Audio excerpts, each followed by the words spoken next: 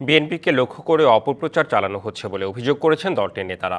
দলের ভাবমূর্তি নষ্ট করার জন্য গভীর ষড়যন্ত্রে লিপ্ত একটি মহল দ্রুত নির্বাচনের রোডম্যাপ ঘোষণা না করলে বিএনপির বিরুদ্ধে প্রোপাগান্ডা দানা বাঁধবে বলে মনে করেন দলটির নেতারা। সম্প্রতি যুক্তরাষ্ট্রের দ্য নিউ ইয়র্ক টাইমসে বাংলাদেশ নতুন করে গড়ে উঠছে, ইসলামিক কট্টরপন্থীরা সুযোগ খুঁজছে শিরোনামে প্রতিবেদন প্রকাশ করে। এ নিয়ে ইতোমধ্যে অন্তর্বর্তী সরকারের পক্ষ থেকে এই প্রতিবেদনকে বিভ্রান্তিকর ও একপক্ষীয় বলে উল্লেখ করে বিবৃতি দেয়া হয়েছে। এটা তো আমরা জানছি, নানাভাবেই জানছি। বুধবার সকালে বিএনপির নয়াপল্টনে এ নিয়ে কথা বলেন দলটির সিনিয়র যুগ্ম মহাসচিব রুহুল কবির রিজভীও। তারা তো বসে নেই, তাদের অনেক টাকা, অনেক কালো টাকা, এবং এই টাকা তারা খরচ করছেন নানাভাবেই বিভ্রান্ত রটানোর জন্য।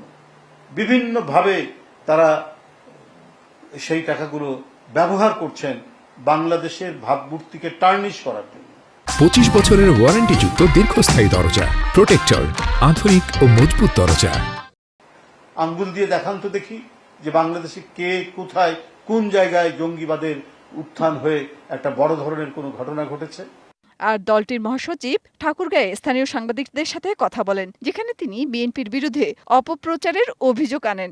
বিএনপিকে টার্গেট করে একটা জিনিস প্রচারণা করা হচ্ছে, যেটা সবচেয়ে বেশি প্রচারণা হচ্ছে, সেটা সোশ্যাল মিডিয়াতে সবচেয়ে বেশি, যে বিএনপি আগে নির্বাচন চায়, তারপরে সংস্কার চায়, অথবা সংস্কার চায় না, নির্বাচন চায়, হুইচ ইজ এ ব্যাটার্ড লাই। আমি আপনাদের সামনে খুব পরিষ্কার করে বলছি, এটা একটা ভ্রান্ত ধারণা সৃষ্টি করা হচ্ছে জনগণের মধ্যে।